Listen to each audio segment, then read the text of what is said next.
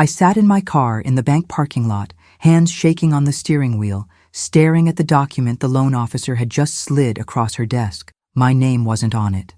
After 32 years of marriage, after building everything together, my name wasn't on the refinance application for our home, the home I'd helped pay for, the home where my grandkids drew pictures on the fridge and left their backpacks by the door.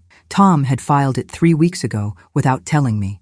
The closing was in 10 days, and according to the papers, I didn't exist.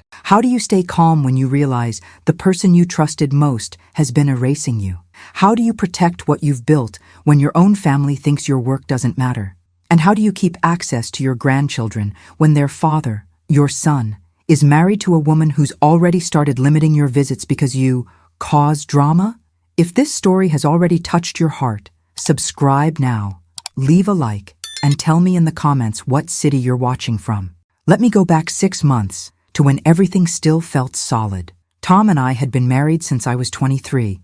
He worked in corporate finance, steady salary, good benefits, the kind of job that looks impressive at dinner parties. I ran a small elder care consulting business from home. It wasn't glamorous. I helped families navigate nursing home placements, Medicare paperwork, end-of-life planning. I made decent money, sometimes more than Tom during good months, but it was inconsistent. It came in checks from grieving families, cash payments, occasional credit card transactions, nothing that fit neatly into a pay stub. Our house was in both our names, bought in 1994 when the neighborhood was still affordable. We'd raised our son Jason there. Now Jason was 31, married to Melissa for 7 years, with 2 kids, Emma, 11, and Sophie, 5. I saw them every Sunday for dinner. Sophie still drew me pictures of purple cats. Emma was just starting to confide in me about middle school drama. Those Sunday dinners were my anchor. But something had shifted at Thanksgiving. We hosted at our house like always. Tom's brother Richard and his wife came, along with Jason, Melissa, and the girls. I'd spent 2 days cooking. When we sat down, Richard asked what everyone did for work, the way he always did, like he was conducting a board meeting. Tom talked about his latest corporate restructuring project. Jason talked about his new role in software sales. Richard talked about his real estate investments. Then Melissa turned to me with this tight smile and said, "And you're still doing that little caregiving thing, right?" Little. That word hung in the air. Tom didn't correct her. Jason looked at his plate. Richard laughed and said something about how nice it was that I had a hobby to keep busy. A hobby. 30 years of helping families through the worst moments of their lives, and they called it a hobby. I didn't argue. I smiled and passed the potatoes, but I saw Melissa glance at Tom, and Tom gave this small nod, like they'd confirmed something between them. After that dinner, Melissa started texting me less about bringing the girls over. Sunday dinners continued, but they felt shorter. Melissa would check her watch. She'd mention how busy their schedule was. One week she said they couldn't come because Sophie had a birthday party, but I saw on social media they'd gone to the park instead. When I asked Jason about it, he said I was overthinking it, that Melissa just needed space because the girls were overwhelming her. He said it like I was the problem for noticing. Then Tom started acting strange about money. We'd always kept separate accounts for our businesses and one joint account for the mortgage and bills. It worked for us. But in early spring, he suggested we should consolidate everything, make it simpler. He said we were getting older, we should streamline. I said I liked our system. He dropped it, but I noticed he'd started asking me detailed questions about my income, my client contracts, how much I had saved. He'd never cared about those details before. In April, I got a new client, a woman whose mother needed memory care placement. The family was wealthy, well-connected. The daughter paid me a $15,000 consulting fee up front, the biggest single payment I'd ever received. I deposited it and told Tom we should finally renovate the bathroom, maybe take a trip. He said we should be conservative, save it for retirement. Fair enough. I put it in my business savings account and forgot about it. 2 weeks later, I found out Tom had been talking to a financial advisor. Not our usual guy, someone new, someone Richard had recommended. Jason mentioned it casually at Sunday dinner, said his dad was getting smart about investments. I asked Tom about it that night. He said Richard thought we should diversify, maybe leverage the house equity while rates were still manageable. I said our house was paid off. Why would we take on debt now? He said I didn't understand finance, that this was about building wealth for retirement, for leaving something to Jason and the girls. The way he said it made my stomach drop. Like I was the obstacle. like my lack of understanding was the problem, not his secret meetings with advisors I'd never met. But I told myself I was being paranoid. Tom had always handled the big financial decisions. I handled day-to-day care business. It had worked for 3 decades. Why would it change now? Except it had changed. I just hadn't seen it yet. That night, I couldn't sleep. I lay there listening to Tom breathe and wondered when he'd started making plans without me. I wondered what else I'd missed while I was busy helping other people's families and assuming mine was fine. The documents in the bank parking lot were the answer. The closing was in 10 days, and I still didn't know what Tom was planning to do with the money. I drove home from the bank in a fog. My hands were steady on the wheel, but my mind was racing. The loan officer had shown me everything because I'd insisted, because I'd used my firm voice, the one I used with nursing home administrators who tried to overcharge families. Tom had applied to refinance for $250,000. Our house was worth maybe $400,000. He was pulling out more than half the equity. The paperwork listed him as sole owner. It listed his income. It didn't mention me, my business, or the fact that I'd contributed to every mortgage payment for 32 years. When I asked the loan officer how this was legal, she'd gotten uncomfortable. She said that in our state, if one spouse had significantly higher documented income, they could sometimes qualify a loan, especially if the other spouse's income was irregular. She said Tom had provided tax returns showing I'd reported much less income than him over the past 3 years, which was true. I wrote off a lot of expenses. I kept my taxable income low. It was legal. My accountant had set it up that way, but on paper it made me look like I barely contributed. I pulled into our driveway and sat there. The house looked the same. Red brick, white trim, the little garden I'd maintained for decades, the mailbox we'd installed together, the porch where I'd taught Jason to ride a bike. It was May, everything green and blooming, and I felt like I was seeing it all for the last time. I went inside. Tom was at the kitchen table with his laptop. He looked up and smiled. He asked how my day was. I put my purse down carefully. I said I'd been to the bank. His smile didn't change, but something shifted in his eyes. I said I knew about the refinance. I said I knew my name wasn't on it. I said I wanted to know what he was doing with $250,000. He closed his laptop. He said we needed to talk. He said he'd been trying to find the right time to explain.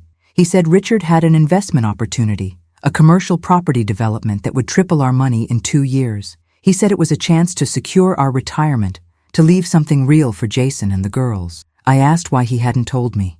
He said he knew I'd worry, that I didn't understand these kinds of deals. He said my business was small scale, that I thought in terms of individual clients, not big picture wealth building. He said he was trying to take care of us. I asked what happened if the investment failed. He said it wouldn't. Richard had done the research. I asked what happened to our house if it did fail. He said I was being negative, that I always focused on worst-case scenarios instead of opportunities. He said this was exactly why he'd handled it himself, because I couldn't see the potential. That's when I understood. He'd convinced himself I was a liability, that my caution was ignorance, that my smaller, steadier income was embarrassing compared to Richard's real estate empire and Jason's tech salary. He'd stopped seeing me as a partner and started seeing me as someone to manage, someone whose name you could leave off documents because she wouldn't understand them anyway. I asked if Jason knew. Tom hesitated. He said he'd mentioned it. He said Jason thought it was a good idea, that young families needed help building generational wealth. I felt something crack in my chest. My son knew. My son had agreed that mortgaging my home without my knowledge was a good idea. I asked if Melissa knew. Tom said they'd discussed it at a family dinner I hadn't been invited to.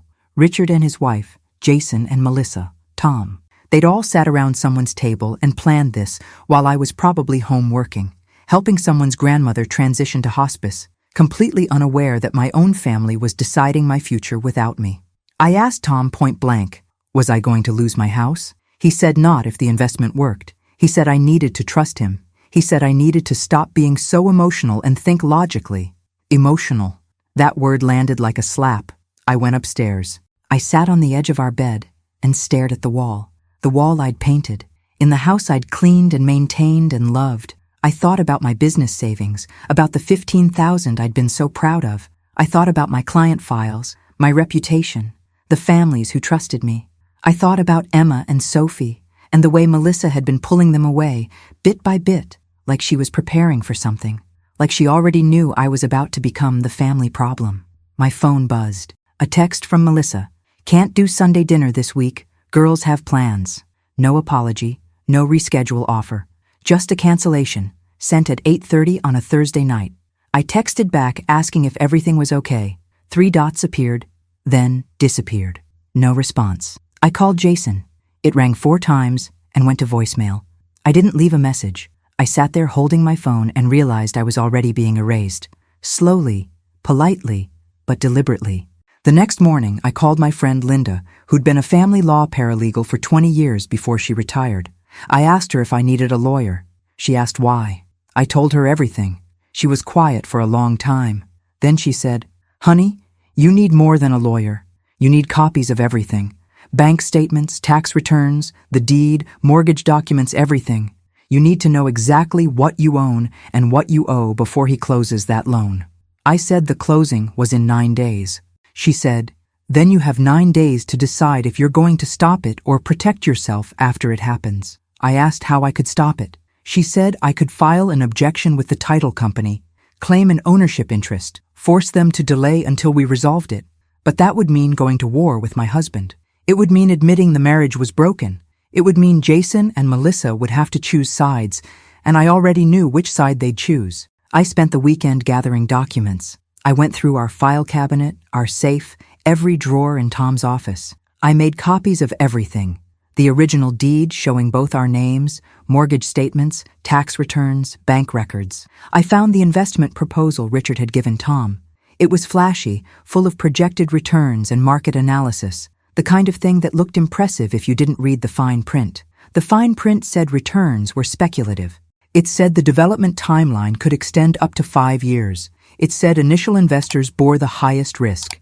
It said if the project failed to secure zoning approval, all capital could be lost. Tom had signed a commitment letter. He'd promised $250,000 by June 1st. That was 3 weeks away. He'd already told Richard yes. He'd already spent our equity on paper. Sunday came, and I texted Jason asking if they were coming for dinner. He called me instead of texting back. He said they needed to take a break from weekly dinners. He said Melissa felt like I was too involved, that the girls needed more independence. I asked what that meant. He said I texted too much, asked too many questions, made Melissa feel judged. I said I'd never judged Melissa. He said I didn't have to say it, that Melissa could feel it. I asked if I could see the girls separately, maybe take them for ice cream. He said not right now, that they needed consistency. I asked how long not right now meant. He said he didn't know, that they'd figure it out. I asked if this had anything to do with Tom's refinance plan. Silence. Then he said, "Mom, Dad's trying to help us. This investment could pay for the girls' college. It could set up our whole family, but it only works if we're all on the same page." I said, "And I'm not on the page." He said, "You're making it harder than it needs to be." I hung up. I stood in my kitchen, the kitchen where I'd fed him for 31 years, and understood that he saw me the way Tom did now, as someone who didn't understand, someone who needed to be managed, someone whose feelings were obstacles to overcome. I looked at the fridge. Sophie's purple cat drawing was still there, held up with a magnet shaped like a sunflower. Emma's school photo from last year. A calendar with Sunday dinner written on every week in my handwriting. I took the calendar down and threw it away. Then I called Linda back. I said I wanted to file the objection. I wanted to stop the closing. She said I should talk to an actual attorney first, that this was beyond her expertise now. She gave me a name, Patricia Vega, a family law attorney who handled complex property cases. She said Patricia was expensive but good. She said if I was serious, I should call Monday morning. Monday morning, I sat in Patricia's office. It was in a professional building downtown, the kind of place with marble floors and abstract art that cost more than my car.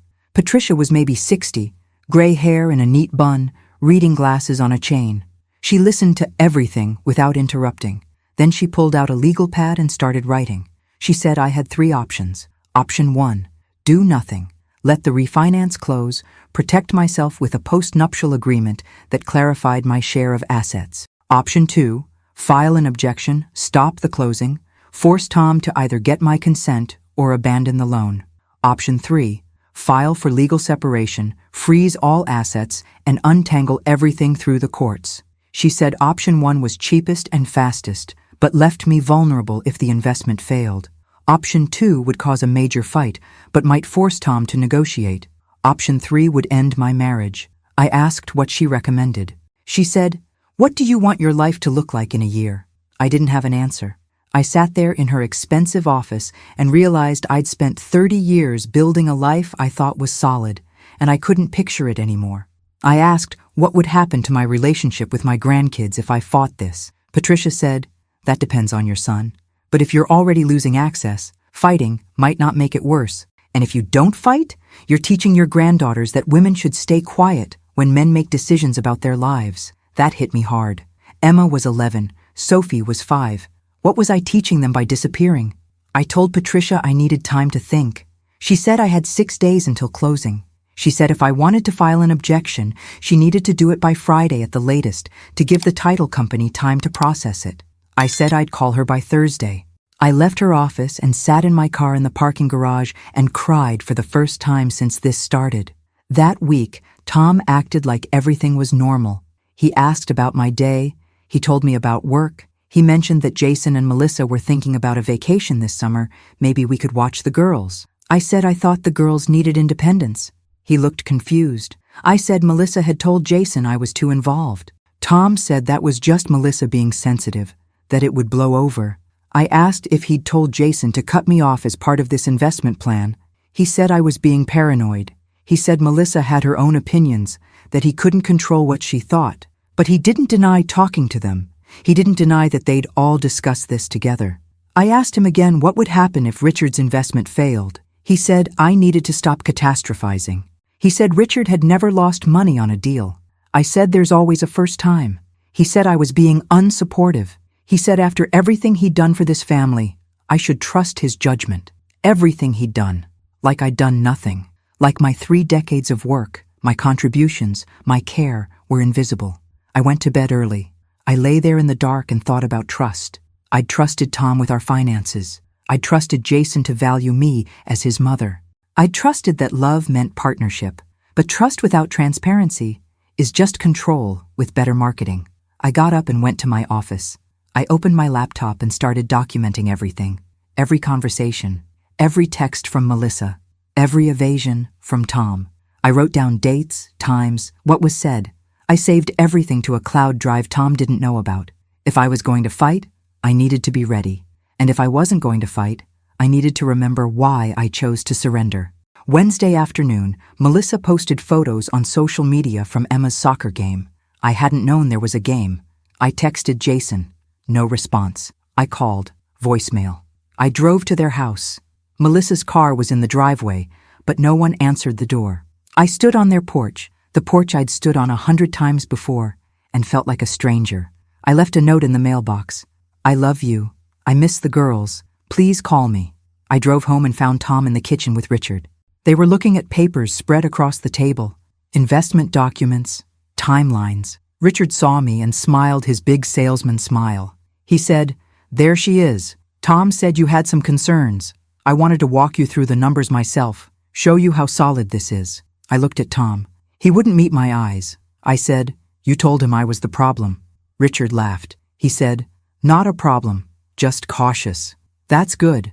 Every deal needs someone asking questions. He launched into his pitch. The property was zoned commercial. Perfect location, development team with proven track record, projected rental income, appreciation estimates. He had charts. He had comparisons to previous projects. He made it sound inevitable, like the money would just appear. I let him talk. When he finished, I asked one question. What happens if it fails? He said it wouldn't. I said, but if it does? He said, worst case, we'd lose the investment, but keep the house. I said, Tom's mortgaging the house to fund the investment. If you lose the money, we lose the house. Richard looked at Tom. Tom said the bank wouldn't foreclose as long as we made payments. I said, with what money? If $250,000 disappears, how do we make payments on a new mortgage? Richard said, I was thinking small. He said you have to risk something to gain something. He said people like him and Tom understood that. People like him and Tom, not people like me. I excused myself. I went upstairs and called Patricia. I said I wanted to file the objection. She said she'd draft it immediately and file it Thursday morning. She said the title company would notify Tom by end of business Thursday. She said I should be prepared for his reaction. I said I was prepared. I wasn't. Thursday evening, Tom came home early. He slammed the door. He came into the living room where I was reading and threw a paper at me. The objection filing. He said, "You called a lawyer? You're trying to sabotage our future?" I said I was protecting our present. He said I was humiliating him, that Richard had called him laughing about how I'd gone behind his back. I said he'd gone behind mine first. He said that was different. He was trying to build something. I said, by erasing me. He said I was being dramatic. He said all I had to do was sign a consent form and this could still happen. He said the title company would accept my signature and close the loan if I agreed. He said we could still make the June 1st deadline for Richard's deal. I said no. He said I was destroying our family. I said he'd already done that when he decided I didn't matter. He called Jason. Right there in front of me, he called our son and said, "Talk to your mother. She's refusing to let us help you." Jason came over within an hour. Melissa stayed in the car with the girls. I could see them through the window. Emma was on her phone. Sophie was coloring. They didn't come in. Jason sat at our kitchen table and said, "Mom, why are you doing this?" I said, "Your father tried to mortgage our house without telling me." Jason said, "He's trying to invest in our future." I said, "Without my consent." Jason said, "You don't understand these things. Dad does. Richard does. Why can't you just trust them?" I looked at my son and saw a stranger. I said, "When did you stop seeing me as a person who deserves respect?" He blinked. He said, "That's not fair." I said, "You've been cutting me off from my granddaughters for weeks. You knew about this refinance. You agreed with it. You never asked me how I felt." He said Melissa felt like I judged her parenting. I said, "I never said a word about her parenting." He said, "You don't have to say it. She feels it." I said, "And my feelings don't matter?" He stood up. He said, "This isn't about feelings. This is about what's best for the family." I said, "I'm family." He said, "Then act like it. Sign the consent. Let Dad do this. Stop making everything difficult." He left. Melissa never got out of the car. I watched them drive away and saw Sophie's face in the window, looking back at me. Tom didn't speak to me for 3 days. He slept in the guest room. He left for work early and came home late. On Sunday, I got a text from a number I didn't recognize. "This is Melissa. Jason asked me to tell you that until you're ready to support this family's decisions, the girls won't be coming over. We need to protect them from negative energy." Negative energy. I was negative energy. I texted back, "I would never hurt those girls." She replied, "Hurting Tom hurts all of us. Think about what matters more, your pride or your grandchildren." I sat there staring at that message. It was clear. It was explicit. Sign the consent, surrender control, let Tom and Richard gamble with my home, or lose access to Emma and Sophie. I thought about what Patricia had said. What was I teaching them? I called Patricia and told her about the text. She said to save it, that it was evidence of coercion. She said we should consider expanding the case, filing for legal separation and full asset protection. I said that would end everything. She said, "Everything is already ending. The question is whether you end it on your terms or theirs." I asked if there was any way to fix this without losing my family. She was quiet. Then she said, "I've practiced family law for 33 years. I've seen a lot of situations like yours. And I'll tell you what I tell everyone. You can't negotiate with people who don't see you as equal. You can only protect yourself and hope they come around later." I thanked her and hung up. I sat in my house, the house I'd loved and maintained and thought of as mine, and felt like a ghost. That night I went through my business records. 30 years of client files, families I'd helped, crises I'd managed. I'd guided people through nursing home selections, Medicare appeals, hospice transitions, end-of-life planning. I'd held hands. I'd made calls at midnight. I'd fought with insurance companies and social workers and hospital administrators. I'd built a reputation. I'd earned respect in my field. But none of that mattered to my husband or my son because it didn't fit on a tax return the right way. Because it wasn't corporate. Because it wasn't wealth building in the way Richard's real estate flips were wealth building. I'd spent 3 decades caring for everyone else's family and assumed mine was safe. I'd been wrong. Friday morning, I met with Patricia again. She said the title company had postponed the closing indefinitely pending resolution of my objection. She said Tom could either get my voluntary consent, prove I had no ownership interest, which he couldn't, since the original deed had both names, or abandon the refinance. She said he'd probably try to pressure me over the next few weeks. She asked if I felt safe at home. I said Tom had never been violent. She said financial abuse was still abuse. She said controlling assets, making unilateral decisions, threatening my security, those were all forms of abuse. I'd never thought of it that way. Tom wasn't a monster. He was just a man who'd stopped seeing me as mattering, which might be worse. I went home and found Tom's brother Richard waiting in my driveway. He got out of his car when I pulled in.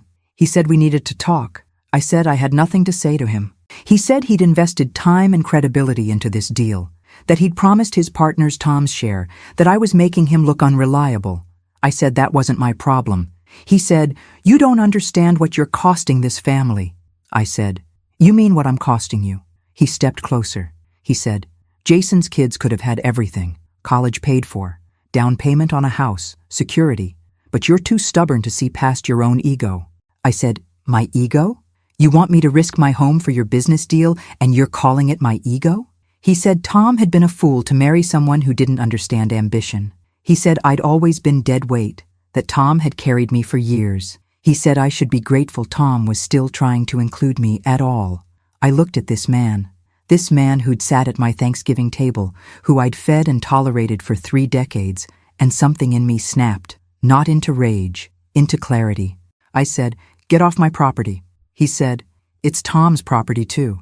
I said, "And he's not here. You are. And you're trespassing.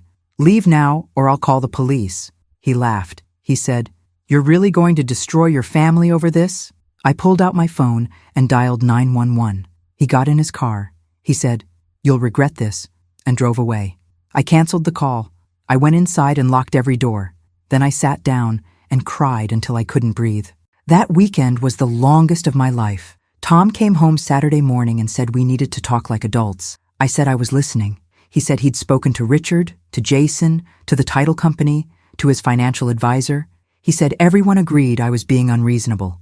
He said if I didn't sign the consent by Monday, he was filing for divorce. He said he'd been patient, but I'd crossed a line by humiliating him in front of his family and business associates. I said, "What about humiliating me by trying to steal my house?" He said he wasn't stealing anything, that the house would still be ours, that I was twisting everything. I said, "If it's still ours, why isn't my name on the refinance?" He said because the bank required it for approval. I said, "Then the bank is telling you I'm a risk. Maybe you should listen." He said I had until Monday. Then he left. He didn't say where he was going. I assumed Richard's. I spent the weekend alone. I cleaned the house. I worked in the garden. I cooked meals for myself and ate them at the table where we'd shared 32 years of dinners. I tried to remember when it had started to break. Was it Thanksgiving? Was it earlier? Had there been signs I'd missed? Or had Tom always seen me this way and I'd just been useful enough that it didn't matter? On Sunday night, I got a text from Jason. "Dad says you're filing for divorce. Is that true?" I replied, "He's the one who threatened divorce. I just want my name on my own house." Jason wrote back, "Why does it always have to be a fight with you?" I didn't answer. Monday morning, I called Patricia and told her Tom's ultimatum. She said we should file first. She said if he was threatening divorce, we should get ahead of it, freeze all assets, protect my interests before he could move money around. I said I didn't want a divorce. She said, "Then what do you want?" I said I wanted my husband back, the one who'd valued me, the one who'd been my partner. She said gently, "Honey, I don't think that man exists anymore. If he ever did." I knew she was right, but knowing and accepting are different things. I told her to file for legal separation, not divorce, just separation. I said I wanted asset protection, a clear division of property, and a court order preventing any loans or sales without mutual consent. She said she'd have papers ready by Wednesday. Tuesday morning, I woke up to a text from Melissa. "The girls asked about you. I told them you and Tom are having grown-up problems and they need to be patient. Emma asked if it's her fault. I said no, but that sometimes adults make choices that affect everyone." I stared at that message. She was telling my granddaughter that I was the problem, that my choices were hurting the family. I called Melissa. She didn't answer. I texted, "Please don't tell the girls this is my fault." She replied, "I'm not telling them anything that isn't true. You're the one who won't compromise." I wrote back, "Compromise means both people give something up. What is Tom giving up? 3 dots appeared and disappeared. No response. Wednesday, the separation papers were filed. Tom was served at work. He called me screaming. He said I'd destroyed everything. He said Jason would never forgive me. He said I'd never see the girls again. He said I was a selfish, small-minded woman who couldn't see beyond my own fear. Then he hung up. An hour later, I got a call from Jason. He said, "I can't believe you did this. You're really choosing a lawyer over your family?" I said, "I'm choosing to protect myself." He said, "From Dad? He's been taking care of you for 30 years. I said, "I've been taking care of myself, and him, and you, but none of you see it." Jason said, "The girls don't understand why Grandma's fighting with Grandpa." Sophie asked if you still love her. That broke me. I said, "Of course I love her. I love both of them. This has nothing to do with them." Jason said, "Everything you do affects them. And right now, you're teaching them that family doesn't matter." I wanted to scream. I wanted to tell him that I was teaching them the opposite, that family means respecting each other, that love doesn't mean surrender.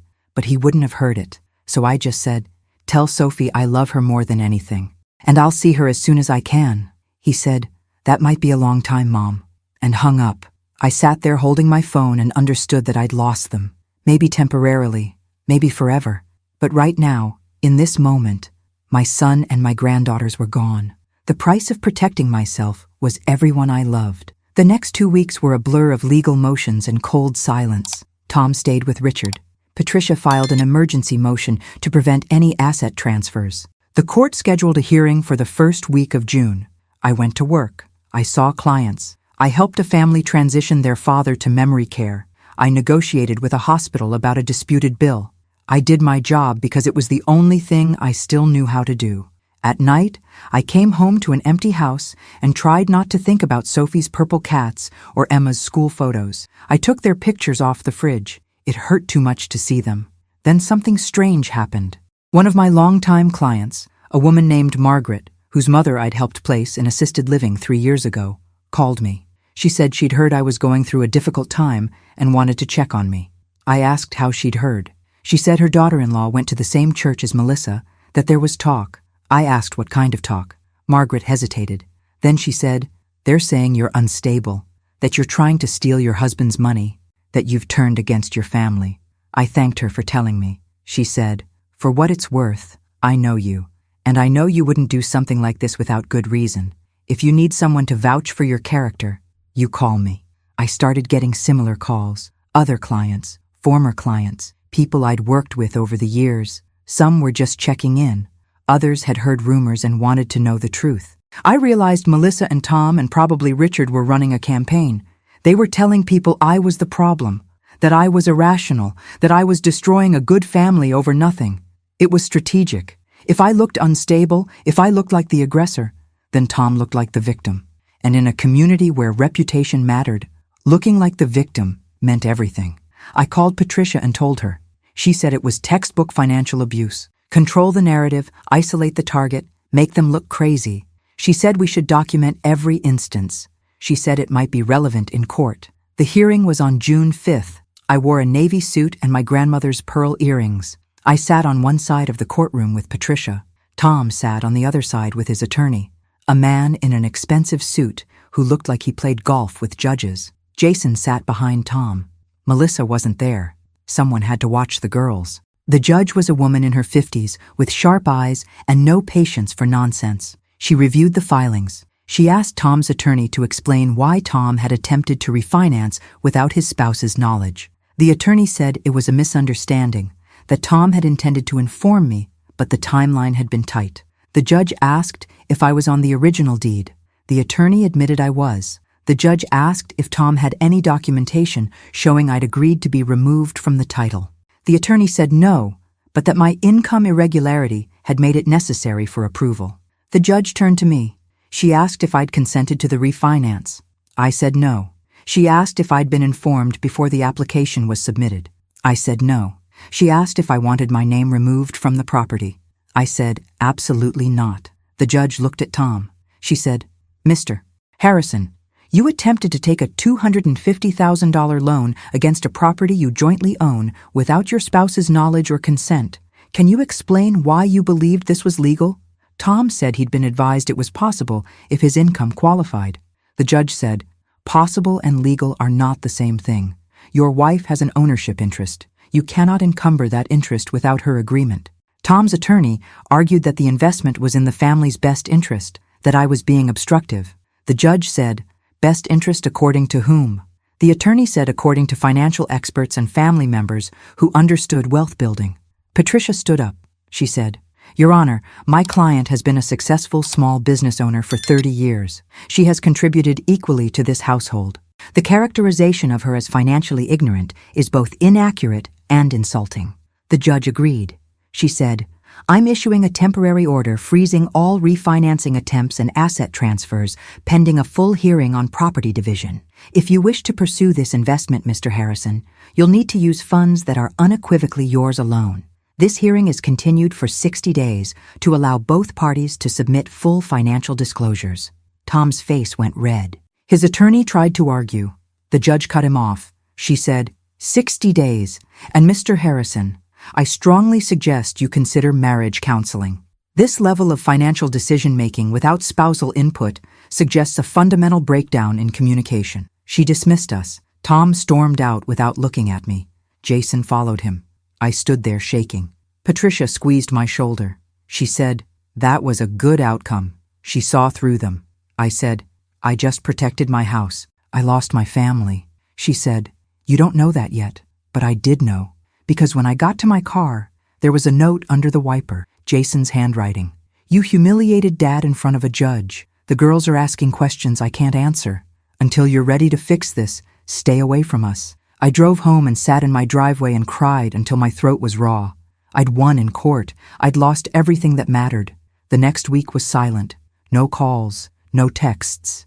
I saw on social media that Emma had a piano recital. I wasn't invited. Sophie had a kindergarten graduation. I wasn't there. I sent cards with money.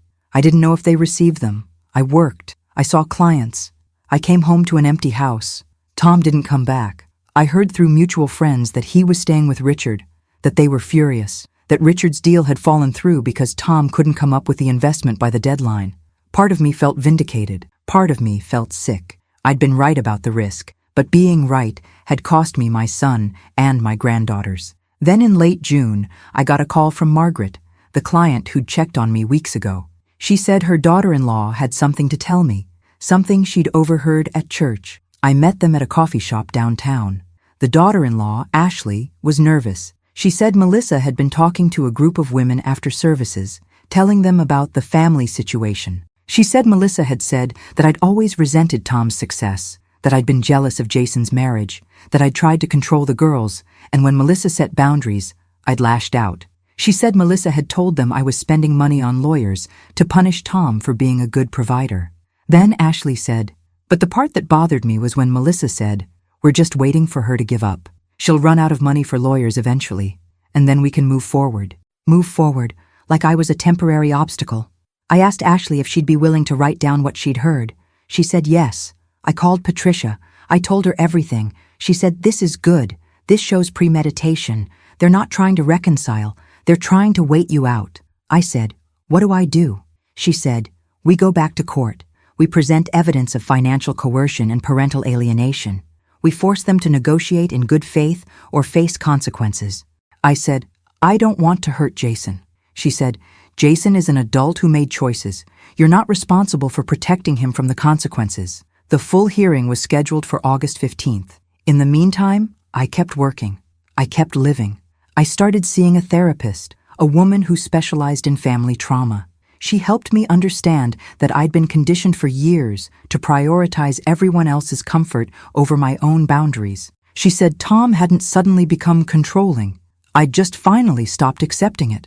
She said Jason wasn't a villain, but he was complicit. She said the hardest part of standing up for yourself is accepting that not everyone will support you. Some people benefit too much from your silence. I also started rebuilding my life outside my family. I reconnected with old friends I'd neglected. I joined a book club. I took a weekend trip to the coast by myself and remembered what it felt like to make decisions without checking with anyone. I started sleeping better. The house felt less like a tomb and more like mine. I painted the guest room. I rearranged furniture. I made space for the life I had instead of the life I'd lost. In early August, Patricia called. She said Tom's attorney had requested a settlement conference. They wanted to negotiate before the hearing. I said I'd listen. We met at Patricia's office. Tom looked tired. Richard wasn't there. Tom's attorney laid out an offer. Tom would agree to put my name back on the house title and drop all refinancing plans. In exchange, I would agree to drop the separation and not pursue any claims for emotional distress or financial misconduct. I asked what happened to Richard's investment. Tom said quietly, "It fell through. Richard found other investors. It's not relevant anymore." I looked at my husband. I said, "Why now?" He said, "Because I'm tired, and because Jason told me what Melissa said at church." I blinked. Tom said he didn't know she was saying those things. When he found out, he was angry. He said he'd been trying to keep the peace, but that Melissa had been lying to him too, telling him you were bad-mouthing her, turning the girls against her. He didn't realize she was running her own campaign. Tom's voice cracked. He said, "I thought I was doing the right thing. I thought I was building something, but I was listening to Richard and ignoring you, and I turned our son into someone who thinks his mother doesn't matter. I'm sorry." It was the first time he'd said sorry. I asked, "Do you mean it?" He said, "I don't know how to fix this, but I want to try." I looked at Patricia. She said, "It's your choice." I thought about everything I'd lost, everything I'd fought for. I thought about Emma and Sophie. I thought about the fact that being right doesn't always mean being happy.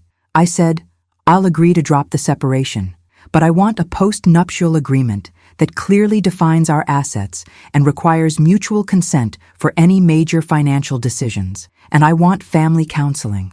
All of us, you, me, and Jason. If Melissa won't come, that's her choice. But I'm not rebuilding this family without honesty." Tom agreed. We signed the settlement papers that day. The house title was corrected to include my name. Tom moved back home 2 weeks later. It was awkward. We were polite. We slept in separate rooms. We started counseling with a therapist who didn't let either of us hide behind excuses. It was brutal. Tom had to admit he'd stopped seeing me as an equal years ago. I had to admit I'd let it happen because it was easier than fighting. We both had to admit we'd failed Jason by modeling a marriage where one person's voice mattered more than the other's. Jason came to counseling twice. The first session, he mostly listened. The second session, he cried. He said he'd been raised to think success meant money and status, that he'd learned from Tom to dismiss anything that didn't fit that definition.